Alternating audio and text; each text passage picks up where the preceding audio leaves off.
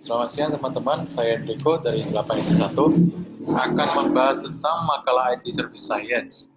Jadi judul saya itu perancangan aplikasi helpdesk di bidang elektronika menggunakan ITIL versi 3. Oke, lanjut saja. Oke, untuk utamanya pointer. Oke, jadi pada zaman ini helpdesk dia sudah mempunyai fungsi yang sangat penting dalam layanan IT pada suatu perusahaan. Implementasi TI pada sebuah perusahaan telah berkembang dan mengalami pergeseran fungsi. Tidak hanya ditempatkan pada posisi pendukung saja seperti untuk komputasi data dan otomatisasi proses, namun juga dipandang sebagai aset strategis yang urut menentukan strategi bisnis perusahaan. Helpdesk itu dia bagian TI yang pertama kali dihubungi user saat mempunyai pertanyaan atau masalah yang berhubungan dengan TI. Terus helpdesk dia merupakan center point sebuah organisasi yang membantu menangani kebutuhan pelanggan atau user terkait dengan pertanyaan, pelayanan, dukung teknis, atau keluhan terhadap produk dan jasa tertentu dengan memanfaatkan sistem penomoran request ticket atau yang disebut dengan request ticket untuk memudahkan penelusuran terhadap tindakan penyelesaian yang dikoordinasikan oleh suatu tim. ITIL ini digunakan sebagai panduan dalam usaha penyelarasan proses TI dan proses bisnis, terutama yang berkaitan dengan manajemen layanan TI. Oke, jadi dalam makalah ini, saya akan membahas helpdesk pada perusahaan yang bergerak di bidang elektronika, yaitu PT LAN.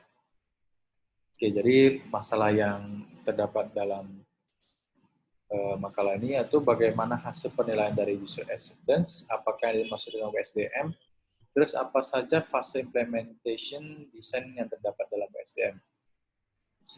Oke, kita lanjut ke landasan teorinya. Pertama itu service strategi.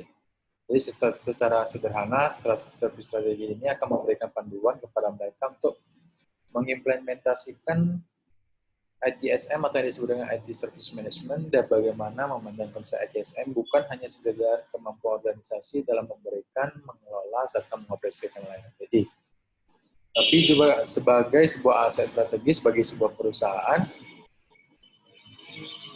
yang dalam bentuknya prinsip dasar dari konsep ITSM, acuan-acuan serta proses-proses inti yang beroperasi di keseluruhan tahapan IT Service Life Cycle.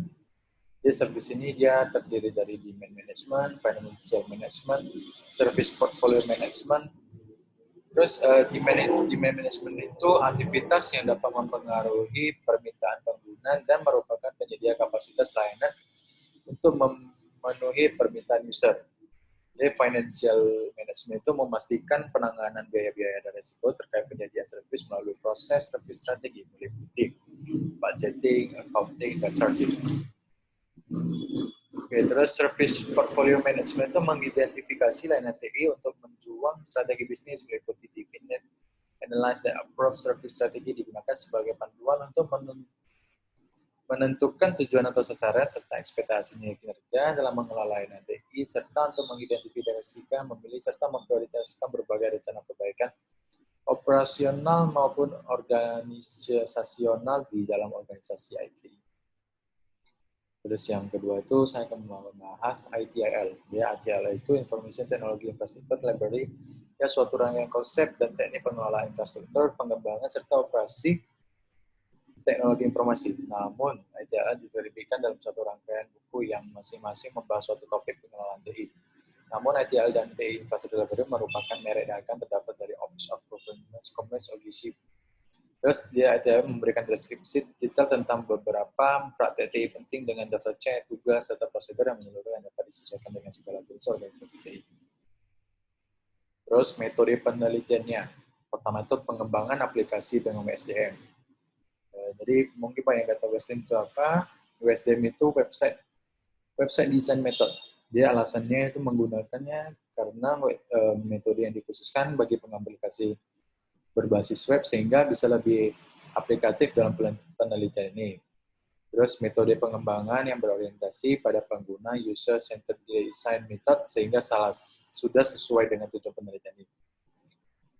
WSDM diperkenalkan oleh Detroyer dan Leoni pada tahun 98. Dia memiliki 5 fase pengembangan yaitu mission statement specification, audience modeling, conceptual design, implementation design and implementation phase tersebut ditujukan pada WSDM menyediakan bentuk pemodelan dan metode sistematis untuk membangun aplikasi web. Terus WSDM juga menjadikan target pengguna dan kebutuhan yang berbeda-beda sebagai landasan dalam memulai proses desain struktur utama aplikasi web, kemudian diturunkan dari data pengguna tersebut. Subjek penelitian, survei pertama dilaksanakan untuk mengetahui kekurangan aplikasi Service Desk saat ini. Sedangkan survei kedua bertujuan untuk mengetahui respon pengguna terhadap rancangan aplikasi Service Desk yang baru.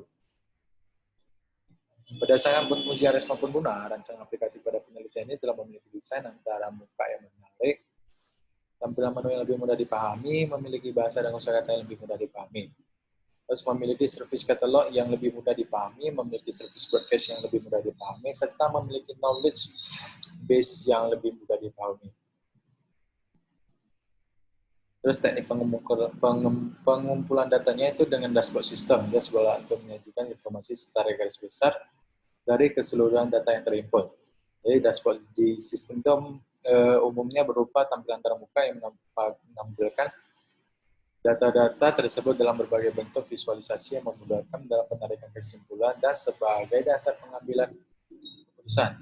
Tujuan penggunaan dashboard sistem ini yaitu untuk mengukur kinerja, monitor proses yang sedang berjalan, dan memprediksi kondisi di masa datang. Dalam menampilkan visual data dan informasi, diperlukan analisa mendalam pada proses perancangan dashboard sistem yang informatif serta mudah untuk dipahami. Oke, kemudian hasil dan pembahasannya. Questionnaire user acceptance testing untuk sistem informasi update PTLN dilakukan agar dapat mengetahui seberapa baik dan seberapa sesuai sistem informasi bagi para responden terkait dengan tampilan informasi dan fungsi sistem tersebut. Questionnaire user acceptance testing dilakukan pada periode tanggal 20 Juni hingga 23 Juni 2016. Ya, pengisian dilakukan oleh responden yang di bagian SISPO, yaitu teknisi dan manajer SISPO, serta kepada beberapa perwakilan user dari beberapa divisi. Pengisian kuesioner tersebut dilakukan oleh satu orang manajer dari SISPO sebagai kepala, oleh 5 orang teknisi berupa staf yang ada secara keseluruhan dalam kegiatan helpdesk di perusahaan, dan oleh 3 orang user sebagai perwakilan yang dipilih dari 3 divisi berbeda. Penilaian yang dilakukan pada user attendance testing ini dikategorikan menjadi 2 sisi, yaitu penilaian sisi tampilan informasi dan dari sisi kebutuhan atau fungsi sistem informasi yang telah disesuaikan dengan ketentuan dari Undefined Theory of Acceptance and Use of Technology atau UTAUN.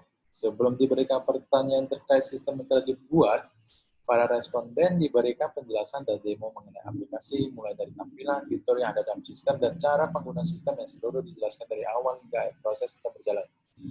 Setelah selesai penjelasan dan demo aplikasi, maka responden diberikan pertanyaan. Pertanyaan terkait dengan penilaian dari sisi tampilan informasi ada 14 soal yang diberikan baik kepada manajer, staff, dan juga user. Seluruh pertanyaan mengacu kepada tampilan sistem secara keseluruhan. Kemudian bab terakhirnya itu kesimpulan dasaran. Kesimpulannya itu berdasarkan perancangan sistem informasi helpdesk yang telah dilakukan, diperoleh hasil sebagai berikut: sistem berbasis web mengimplementasikan rancangan untuk konsep single point of kontak pada helpdesk di perusahaan, klasifikasi, monitoring, evaluasi, integrasi, data dari user, admin, teknisi, serta manajer. Untuk setiap kegiatan yang dilakukan dapat memudahkan dan monitoring kegiatan dari awal hingga selesai. Klasifikasi dibuat menggunakan metode profile matching yang berguna untuk business user sesuai dengan divisi dan jabatannya untuk menentukan prioritas dari masalah yang masuk yang terlebih dahulu ditangani. Dashboard telah membantu proses kegiatan evaluasi bagi manajer sistem informasi untuk mengevaluasi banyaknya kerusakan pada kategori perangkat kelas, lunak, jaringan barang yang bermasalah dari satu kredit kerja dan divisi yang paling sering mengalami masalah dalam satu kredit. Caranya yaitu para peneliti ini masih terdapat kekurangan-kekurangan yang bisa disempurnakan pada penelitian selanjutnya. Antara lain itu perancangan aplikasi pada penelitian lebih fokus kepada kaidah-kaidah perancangan berganti menggunakan pada aplikasi Service Desk. Pada perancangan ini, tidak semua fungsi Service Desk dijabarkan perancangannya dan masih membuka ruang untuk penelitian lebih lanjut.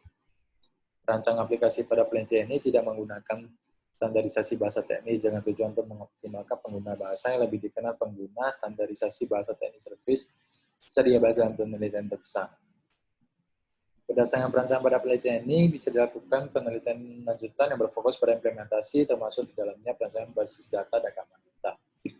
Oke, sekian dari presentasi makalah saya. Semoga dapat bermanfaat untuk kalian semua. Selamat siang.